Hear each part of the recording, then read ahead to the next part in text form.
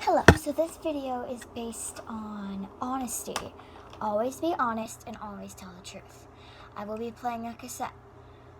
And when the cassette is over, I will explain to you why honest is awesome and why you should be honest and tell the truth. Because if you don't, you'll get nowhere in life. You'll be nowhere. You'll be no one except for a horrible person if you don't do that. So I'm going to play this cassette.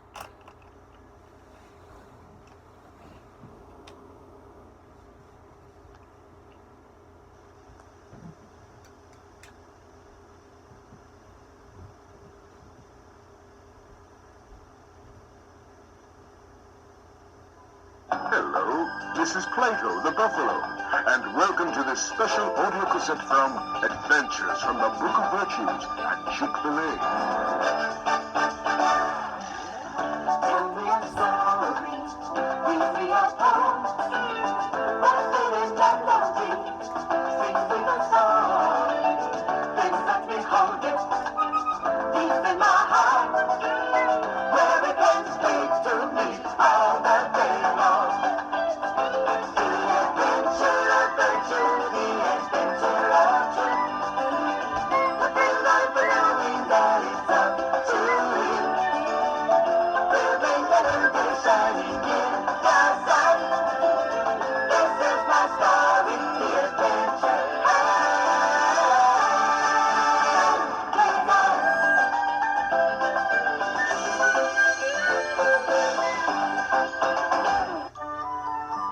Honesty is one of the most important virtues I know. Only by being honest can we trust each other. Without trust, we would have no friends, nor would anyone want to be your friend. Honesty, telling the truth, and keeping our promises is at the very heart of how we get along with other people. And that's what this story is all about. It all started one day when my friend Zach was at his father's camera store. Zach was going through all the cameras on a tall display when he found something interesting. Wow, is this new? It's pretty old, actually. It's a Graflex, a kind of camera newspaper photographers used. Cool. She's a real beauty. Zach was standing on a shaky stool trying to reach the camera. His father was afraid he would drop it. Oh, no, Zach. I'll be careful. I said no, okay? Listen, I think I've already got a buyer for it. I'm going to call them right now. So don't touch. Promise? Sure, Dad. Promise. But when his dad left the room, Zach picked up the camera anyway. And sure enough, he lost his balance and fell. The display came tumbling down and the Graflex camera broke on the floor. Whoa! Whoa! Zach?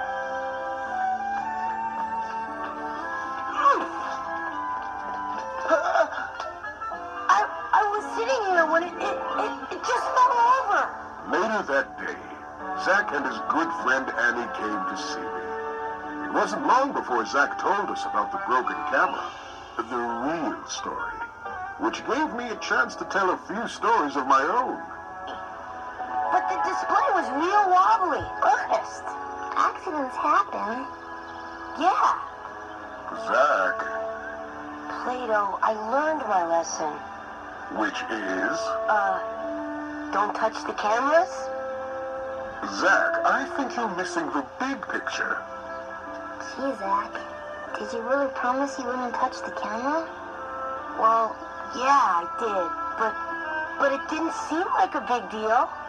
But Zach, honesty is a big deal, and promises are meant to be kept. Let me tell you about a princess and a frog.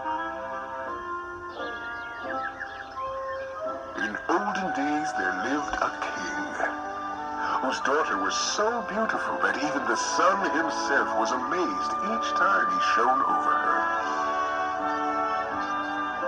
She often sat beside her favorite well, playing with a golden ball. But one day the princess accidentally dropped the ball into the well, and it sank to the bottom. She began to cry. A frog who was nearby heard the cry and came to see what was the matter.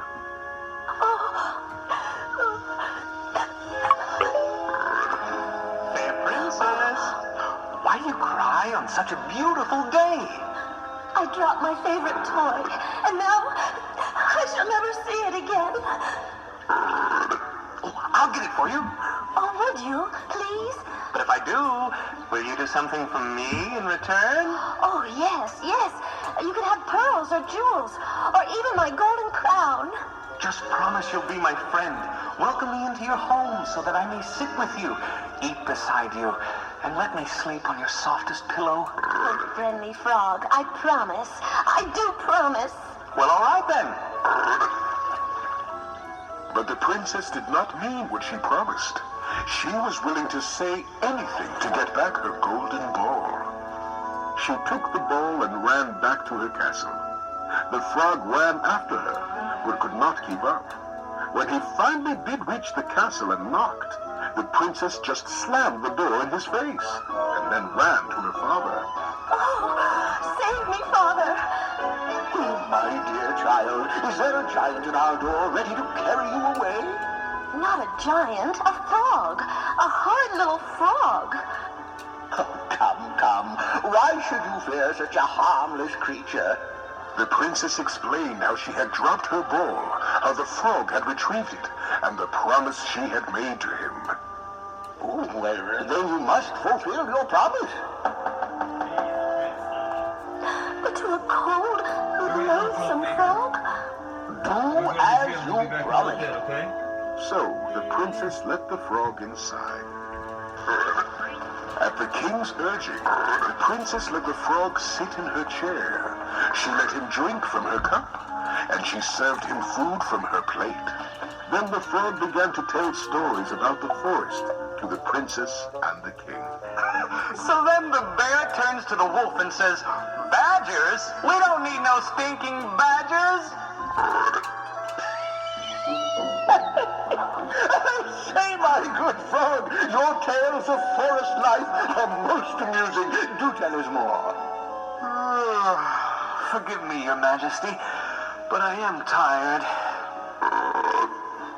Come, princess, where is your softest pillow? No. Father, how much more of this indignity must I suffer? Daughter, by breaking a promise to the frog, the indignity is his. So she took the frog to her chambers and placed him on a royal pillow. Now are you happy? Oh, my thanks for sharing your most comfortable pillow. Sweet dreams, kind princess. This completes side 1. Please turn the tape over to continue with side 2. See, you have to stop it, take it out, put it over, put it back in. Sorry about that. More of speaking the truth. But this was not the softest pillow. The princess had not been honest. As she laid on her bed, tossing and turning, she knew she had done wrong to the frog again. She heard her father's voice. Do as you promised. Father's right. I must keep my promise. Forgive me, frog. The pillow is here. I will sleep on the chair. She placed the frog on her best pillow, then sat in the chair to sleep. But as she slept, a very strange thing did happen. You see, the frog was really a prince. While the princess slept, the frog turned back into the handsome young prince he once was. He went over to awaken the princess. Princess? But you can imagine the surprise to the princess. She was frightened and called out for her father. What is this? Guard, arrest this intruder. But, sire, it is I, the humorous frog. Your guest? Do you take me for a fool? No, but for a wise and instructive father, whose daughter has freed me from a terrible curse. Years ago, I met an old woman and made her a promise that I then refused to keep. The prince explained that the old woman had magical powers and turned him into a frog when he did not honor his promise to her. But because the princess had kept her promise to him, the curse was lifted. And, as the story goes, the prince and princess fell in love and lived happily ever after. All because of a promise kept. Good for them, but for me, here in the real world, it's too late. I don't think your father would ever put a time limit on honesty. But he'd explode if I told him. You might be surprised. Which brings to mind another story. Legend has it, Zach, that when George Washington, our first president, was still a boy living on his family farm, his father received a wonderful gift. It was a young cherry tree. Along with young George, they planted it by the river. This cherry tree is very, very special. So I want you to take care of it, understood? Yes, Father. Good. Days later, George's father gave him a gift of his own. I've trained you on how to use this. Now you have one of your own. Me? Promise you'll be careful. George couldn't wait to try out his new hatchet on everything. He chopped at the fence posts around the farm, and he hacked at some maple trees that grew by the river. He was playing, dreaming about dueling with a villainous lord, when he came upon his father's cherry tree. Lord Charlton, you are a disgrace to your family's name! On guard!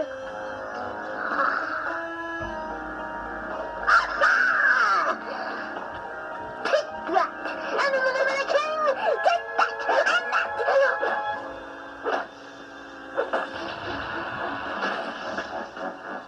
Uh-oh. Of course, it didn't take his father long to discover his tree had been chopped down.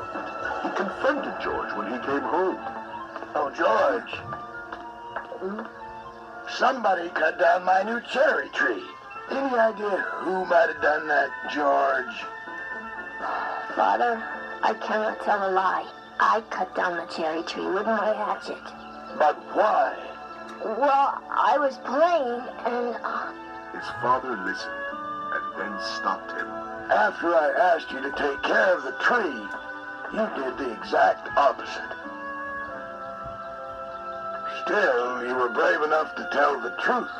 Now, that was a fine tree, but I'd rather have a son that is truthful than a whole orchard of cherry trees.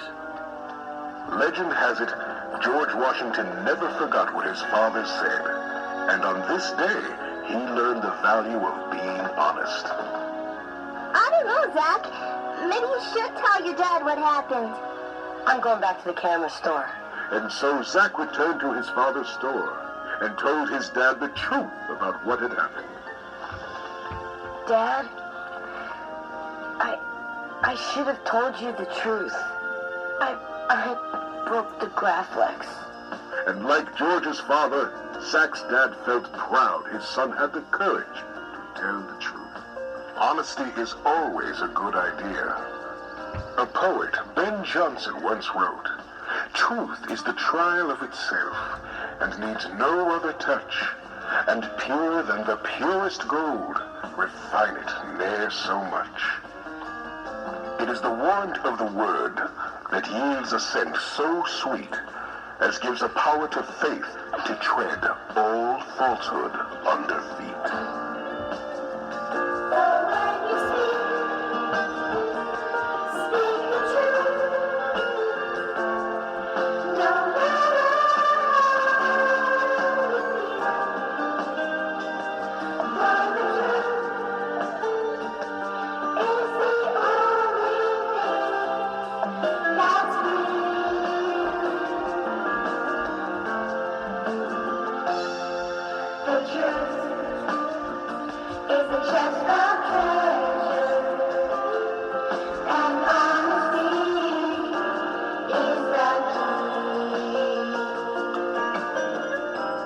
Thanks for listening, kids. And remember to look for adventures from the Book of Virtues on your local PBS station. And to collect all the audio cassettes at Chick-fil-A. So guys, that is the video. Thanks for watching. You also really need to speak the truth when you talk, or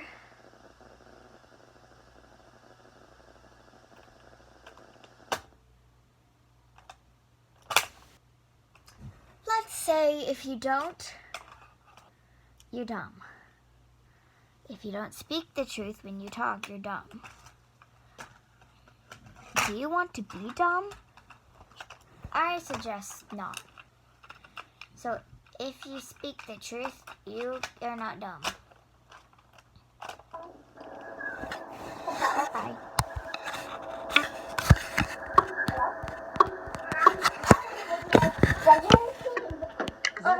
Close. Low power. 10.